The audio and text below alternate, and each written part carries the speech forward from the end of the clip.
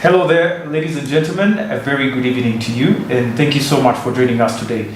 You're watching Smart 24 TV, and we do drive your business. My name is Anthony Sebale, and I am your host. And this is the point where we analyze economic policies. Remember to catch us live on our YouTube channel, that is at Smart 24 TV Live.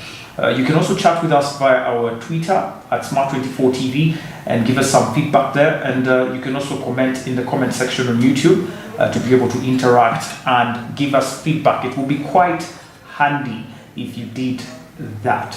Now, if you do not know what's currently happening in the global financial management and the global financial assets, there's been a crisis that has led to the collapse of quite a number of banks in the United States. Just to take an example of SVB Bank, that is the Silicon Valley Bank, which collapsed just last week. This was an over $212 billion asset company or bank that actually collapsed. And being based in California, of course, here we are looking at especially the team, for example, the renowned Signature Bank. The Credit Suisse has also been just redeemed by what we could call, and companies like First Republic Bank as well are in the line of many that are on the verge of collapse in the United States. Where is the problem, and should we be worried as East Africans? There is a tendency, of course, sometimes to always experience ripple effects, and then we respond or actually become reactive instead of being proactive. Today we discuss the crisis that is facing the world's banking system, but also what the African perspective should look like, and especially looking at it locally but on the global scene. You're most welcome. And greetings to all our viewers out there, and thank you for keeping tuned on Smart 24 driving business. Yeah, wow. It's very good to be here. Thank you, Dr. Clark. Let's start with, before we get into what we are experiencing currently on the global scene. When you look at this bank, Silicon Valley Bank, just a few years ago in 2020, during the pandemic, Yes. it was one of the fastest growing banks via assets, with investments worth over 189 billion in 2020. That was during the pandemic. Yeah. And the tech stocks were on top. But currently, as we speak, the bank has closed, which is named now as the second biggest bank failure in the United States. Yes. That we have ever seen. And all this is happening, but things seem to be okay here in Uganda. We don't seem to have the pressure. We don't seem to be concerned. Should we, Dr. Clark, worry about what's actually happening in terms of the global financial crisis? Yeah, I think there is really reason to be very worried because one is that there is technology and there is social media, and you'll find that there is a whole generation which is spending much time on social media, looking at either comedy, or which is the latest song, or who is doing what with who. That is what much of the time people spend on in Uganda.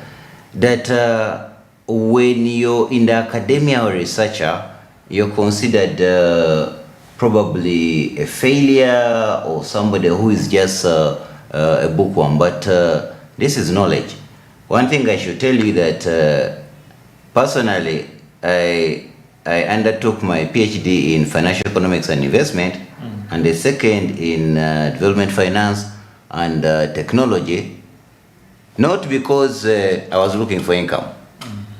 I'd built business over 20 years.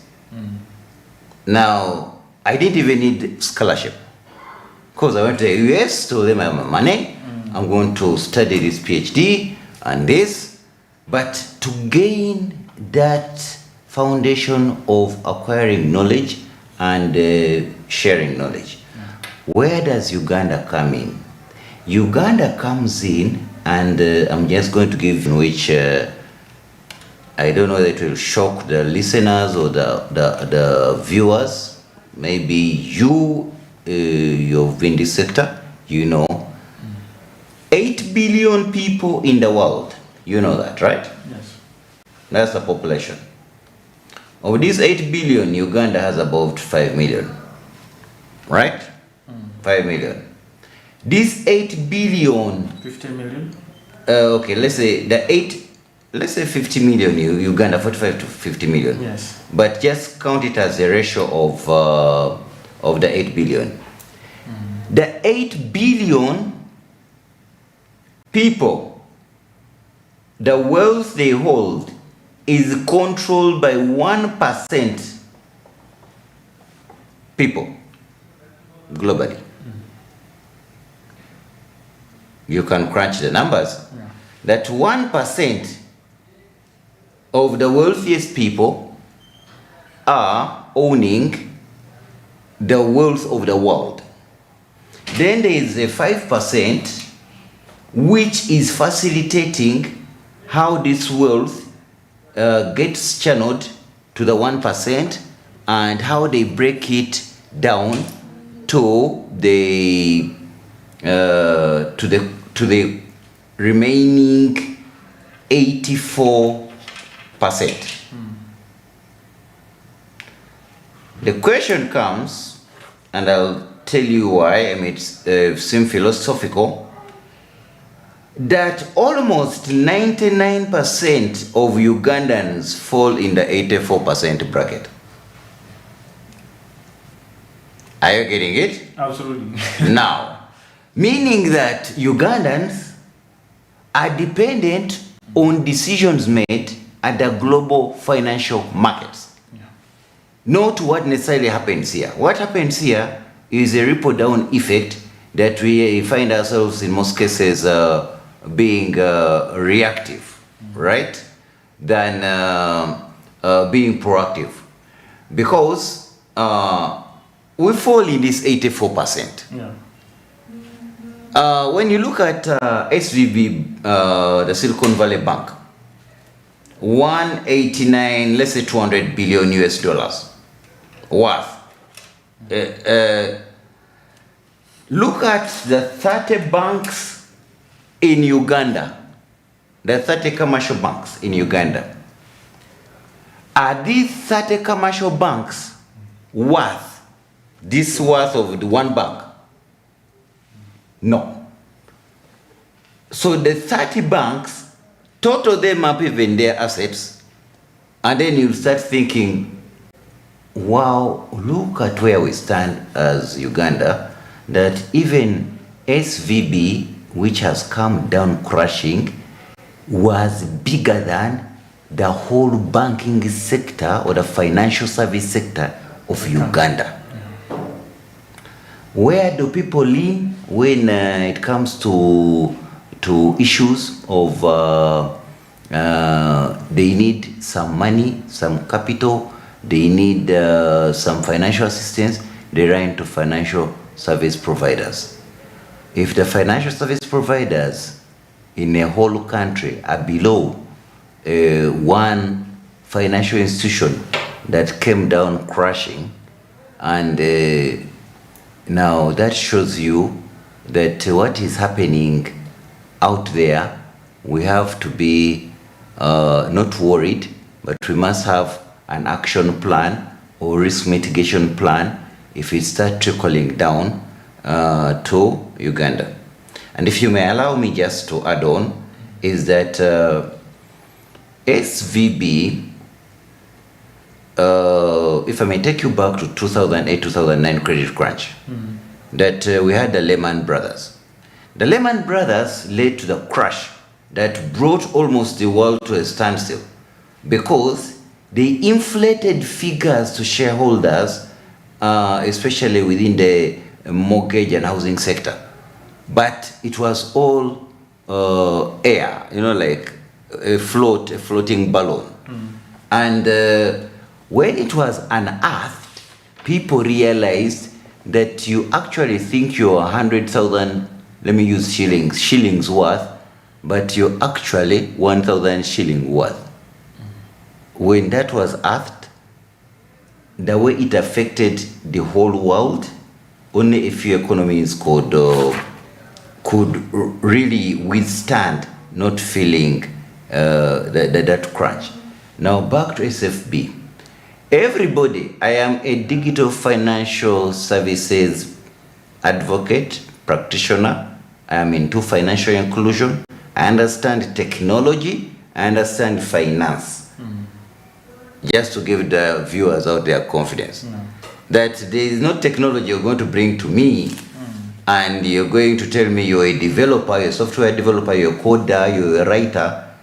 I have my own underlying questions to ask you, and I'll be like, no, you're going to give me crap. You're going to give me something which is substandard. Sorry. And we shall cut it at that. But SVB is the typical Silicon Valley lifestyle. I did my PhD in California. Yes. I was in Silicon Valley, did some work there.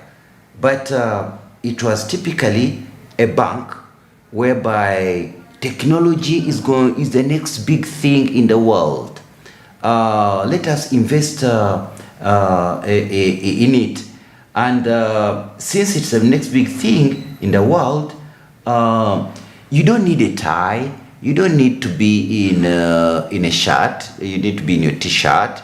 You even can be in socks or your veranda and just get your laptop, start creating coding, and let money start moving electronically. And we as a bank, we care for you, but we care for you. Let us invest for you where you can't invest. That's why so many tech companies have come from the Silicon Valley, right? Yeah. The valley of technology. You see in Uganda, Uganda, I won't name, when people talk about innovation, creativity, disruption, I sit back and I'm like, I don't call these jokers, but they are taken by the trend. Yeah, they are taken by the trend and not necessarily the realities on the ground. All these fintechs, and I'm into the banking sector, the financial sector. I know fintechs in out.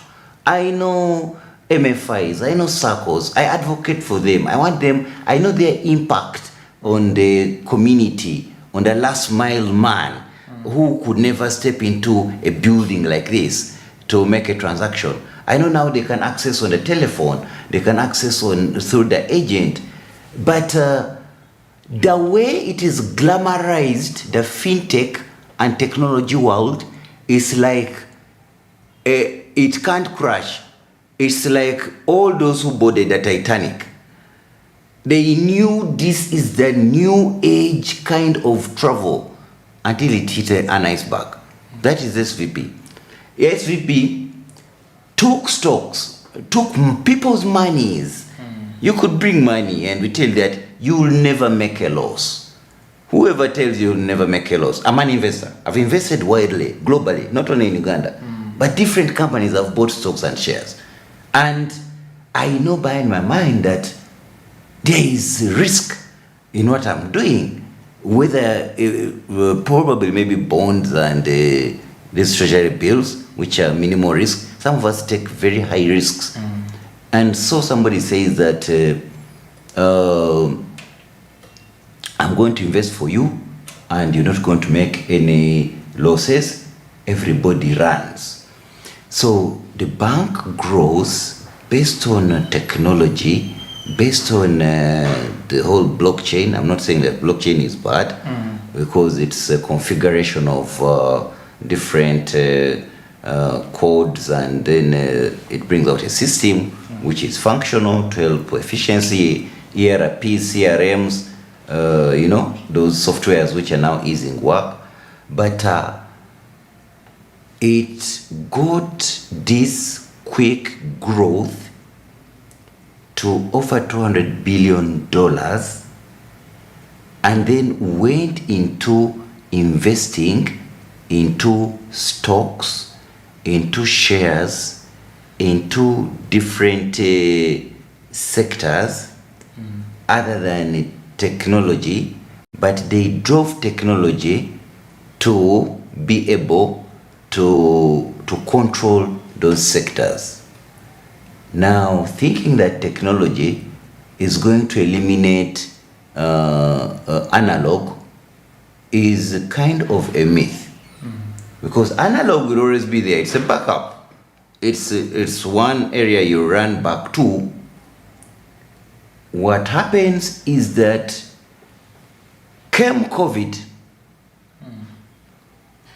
they got to rise because there was a lot of technology. People were using the phones. People were using agents. In Uganda alone, it was acclaimed that without technology, we don't know where Uganda would be. Yeah, you know, shopping. Yeah, shopping when there were lockdowns. We thank God and all the leaders and all the advocates of that for technology that helped during the COVID pandemic.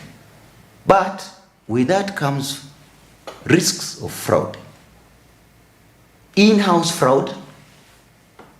There is other factors which are not technological. They are political, economical factors.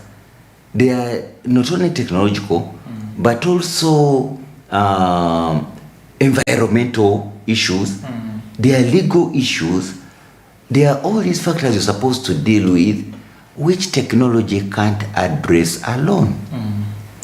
And so when COVID came, they shot up, stocks shot up, including cryptos. And when there were signs, you could feel the signs. People are seeing it this week. Some of us in the industry, we started sensing something, that if cryptos are crashing, wait for the parent of technology financing. What is going to happen?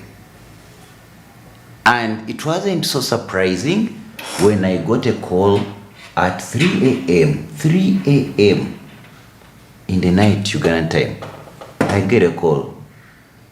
Dr. Kisembo, yes. This is so and so from one of the largest banks, JP Morgan Chase. Bank this and this has crashed. I get out my bed, I'm like, turn on the news. I'm like, okay, that's the reality. Where there is adversity, there's opportunity. What opportunity do you have there? And the person is like, that's why I'm making this call. I'm like, people are going to start withdrawing their monies using the same technology this guys built, and they'll try to find where to put it in a rush and panic. Remember, at that time, media houses are misinforming, and not media houses only, even these days on the phone, we call it media houses. Anything technology driven information, there's misinformation, you know that. So I told them, be ready for an influx of deposits at all your branches globally. I told them your competitor is Citibank. Citibank should be already in the know of this, and other banks. Before morning, because I sat, and it was 46 billion US dollars withdrawn in a single day. In a month. Now we aggregate the day. Yeah. But it was in matter of hours. Few hours, just a couple of hours. When there's traffic on the system, it drags. But when you look at the initiation of the transaction, it was just a few hours. Yeah. We are like watching. The next day, I'm updated that, another about 68 to 70 billion US dollars has been transferred. I'm like, where is the money? That you look at your system, because I advise these banks. My role is not only just in Uganda. I deal with global banks, global financial systems. And they are telling me that, okay, you're a financial technologist. You look at the traffic, that people are picking money and transferring it, opening accounts in other banks which are more stable. And what does that mean to Uganda? What it means that some of these investments were coming towards Uganda, venture capital, investing in the technology companies, startups. Trust me, that's going to start biting. Because the author of it, Becker, the CEO, you know, Becker, the CEO, is like, he was worshipped. I mean, generally, he was worshipped as the new age. But it's going to start biting. Doctor, we're going to take a very short break. Yes. We have to take a short break. Yeah. But when I look at whatever is happening, Silicon Valley Bank and a couple of other banks that actually are collapsing, President Joe Biden just came out recently and said the finances of people that have been saving with these banks is 100% secure. And actually they had to lift that threshold of $250,000 US dollars. And they're going to be able to refund back 100% for all the people that had accounts. If it happened here in Uganda and the bank failed, would we have the same capacity? Would we have the same voice that Joe Biden used to say that all the monies of our investors, all the monies of the depositors is 100% protected? This is the point, and my name is Anthony. I'm still talking to Dr. Clark Chisembo. We are talking about the current situation surrounding the global financial crisis and how we can manage risk, especially on the African continent and in Uganda's case. My name is Anthony. Stay with us. Don't go anywhere.